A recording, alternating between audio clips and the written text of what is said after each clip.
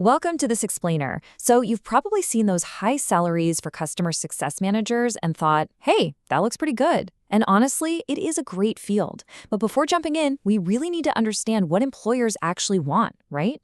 We're going to look at whether your specific professional background provides the hard evidence to show you can do the job. Let's dive right in and figure this out. Here is what we're covering today. 1. Understanding the CSM role. 2. Skills that may transfer. 3. Connecting your experience to responsibilities. 4. Identifying your qualification gaps. 5. Evaluating actual job postings. And finally, 6. Making your career decision. Let's set a baseline right out of the gate. Looking at current openings, experienced professionals are generally earning somewhere between $85,000 and $130,000 in base salary. Now sure, senior or highly technical enterprise roles can pay even more, but this is a very realistic baseline. Just keep in mind, it is absolutely crucial to distinguish this guaranteed base salary from variable stuff, like bonuses, commissions, or on-target earnings. All right, Section 1, Understanding the CSM role. Let's look at what the position actually does. So what exactly is the employer paying for? Well, a customer success manager, or CSM, is basically the bridge. You're the bridge connecting the customer, sales, implementation, technical support, product management, and leadership. The whole role exists to make sure that winning a customer actually translates into keeping that customer. And we do this by helping them adopt the product and hit their expected business outcomes. Because think about it, if the customer doesn't see measurable value after their purchase, they're going to leave. The CSM is there to prevent that. A typical work week is this really dynamic mix of consulting, training, analysis, and problem solving. Your daily duties are going to involve reviewing product usage and customer health, prepping for customer meetings, coordinating escalated problem resolution, developing customer success plans, tracking renewal risks, and documenting account activity.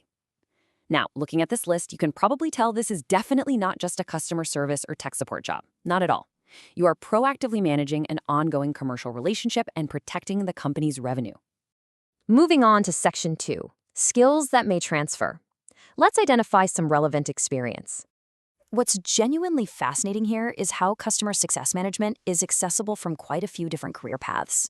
We're not saying these past roles are completely identical, but the overlap is real. For instance, some professionals may already have deep, transferable strengths in coordinating across departments or influencing stakeholders, from fields like healthcare administration or operations. If your background happens to be in account management, those relationship management and retention skills are incredibly relevant. Or maybe your experience is in training and leadership, where you're already great at needs assessment and driving behavior change. Your experience may even include timeline management and risk identification from project management. The main takeaway?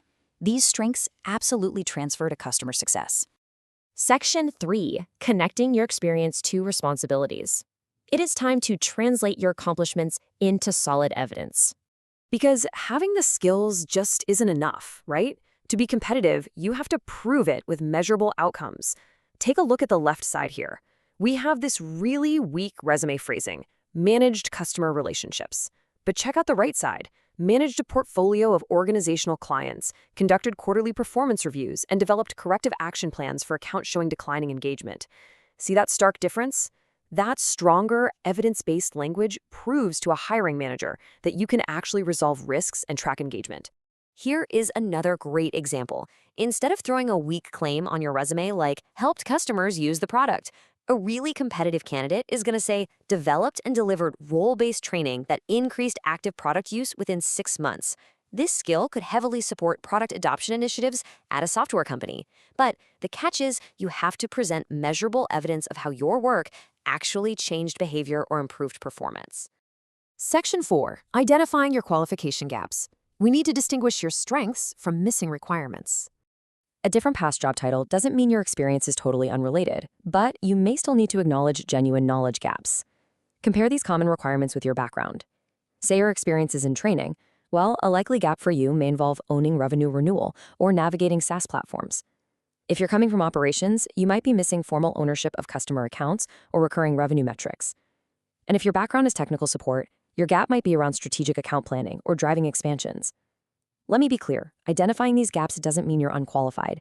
It just shows you exactly what knowledge you need to build up to become a highly competitive candidate. Looking at common employer expectations, they typically want 3 to 5 or even more years of relevant experience.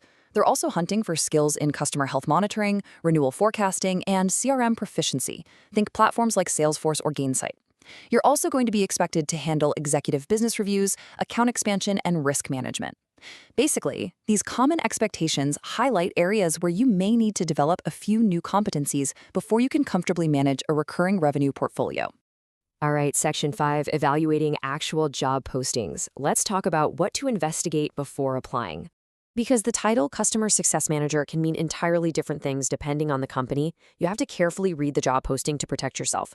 Are there warning signs? Like, is the posting asking one person to do 7 separate jobs? Selling, implementing, training, supporting, renewing, expanding, and troubleshooting? That is a massive red flag. Another one? When on-target earnings, or OTE, is presented as guaranteed salary, you must investigate responsibility boundaries and compensation structures. Make sure commissions aren't being disguised as your guaranteed base salary. Also, keep an eye out for portfolios dumped with already troubled accounts or a complete lack of a clear handoff process from the sales team. And when you make it to the interview stage, this is the core question you need to keep in front of you. What workplace actions actually demonstrate the collaborative or customer-focused culture described by the company? Don't simply trust a slick value statement on a website. You need to ask targeted questions to uncover whether staffing levels, training, and accountability genuinely match their public claims. Ask things like, what customer outcomes will determine my success in the first 6 months? Look for real, tangible evidence that their culture translates to action.